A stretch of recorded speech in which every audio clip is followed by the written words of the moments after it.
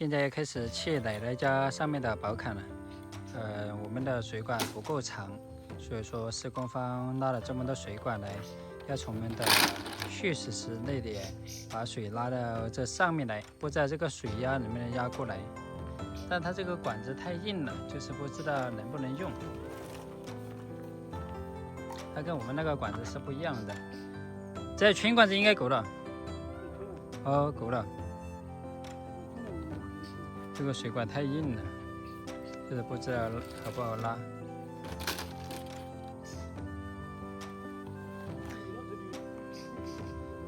这管子里面还有水，很沉。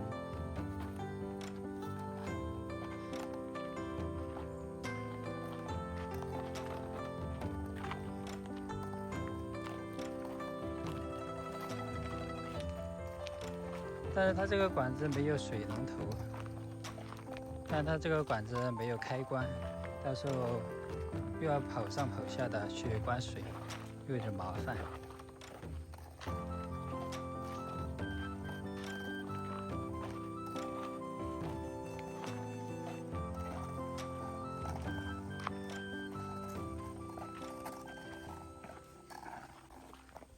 这皮儿就是那个。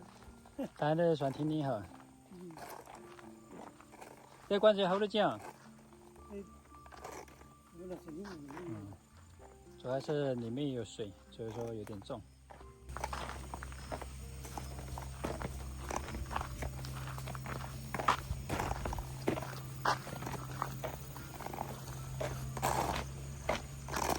那水的这个里头来听一下。这个有长的。可能要现在就开始在那拉开哦。是再拉开。啊，再拉开，不然你到二缸去抱起来。它这个管子太硬了，就不要拉得动呗。拉动。这管子这一拉，贴着比较紧。现在师傅把它撑开。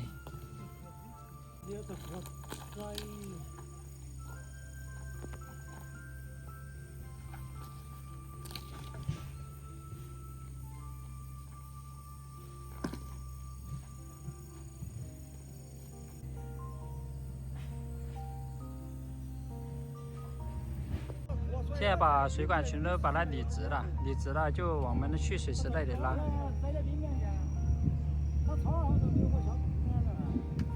还要找跟来找我的啊？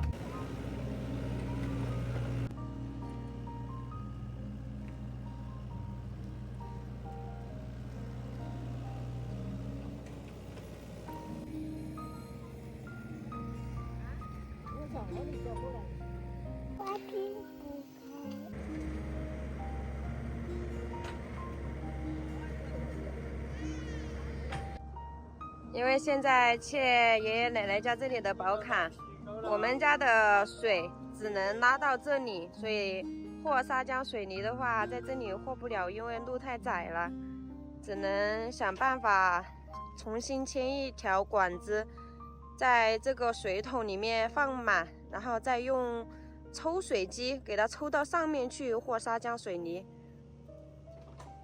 依然还是用我们蓄水池里面的水。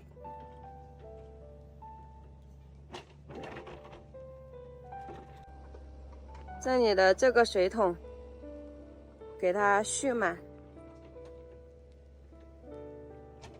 从我们的管子上面重新接一条水管，因为我们的管子太短了，拉不过来。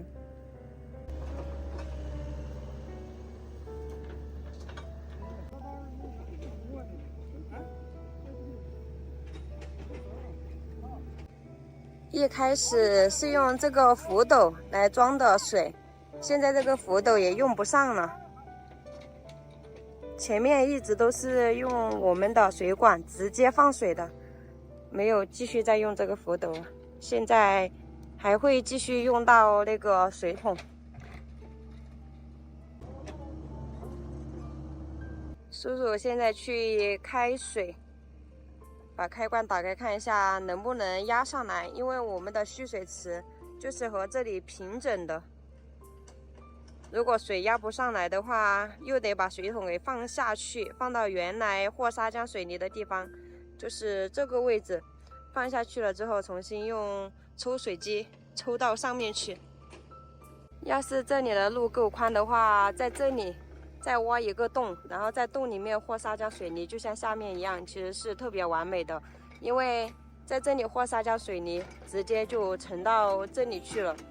这里切薄坎是非常方便的，但是因为这里的路太窄了，如果在这里和砂浆水泥的话，挖机就没办法在这里正常的运行，来帮助他们一起运这个石头。运石头到地基里面去也是需要一定的空间，如果和砂浆水泥给它占了一定空间就不够了。看一下水来了没有？还没有来，压不上来这个水。水管已经打开了，但是水还没有压上来，因为我们的蓄水池就是和奶奶家这个房子齐平的。可能压力不够，所以就放不下来，水往低处流嘛。来了，在这里。水来了，看来还是没问题嘛。水可以放过来，如果再高一点的话，估计就放不了了。在这里还是没问题的。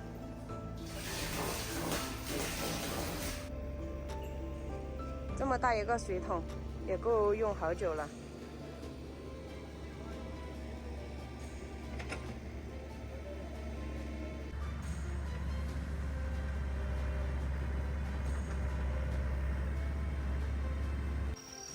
本以为这个水压不上去，现在施工方自己拿了一节管子接到上面去了。我们上去看一下水满没有，满了就要及时把它关掉。如果说把水池里面的水流完了，他们就没办法正常施工。本来他们今天是打算叫施工方自己拉水来的，我说没有必要拉，先拿管子来看一下能不能把水压到上面去。压到上面去的话，就把那个桶积满以后，再用那个抽水机抽到上面去。我们看一下，那个1吨的水桶，它放满了也是可以用1天的，因为他们切薄坎用不了多少水。它如果说以后硬化路的话，那就得他们自己拉水了。硬化路需要大量的水。主要是这块地太小了，他们还得用抽水机抽到上面去和砂浆水泥。对。怎么放了这么久还是这么一点呢？可能是这个坡度太大了，水压不够。如果说我们蓄水是在山上的话，那肯定就已经满了。水量大不大？太小了，很细的水在流。我们过1个小时再来看吧。1个小时后应该就差不多满了啊。对。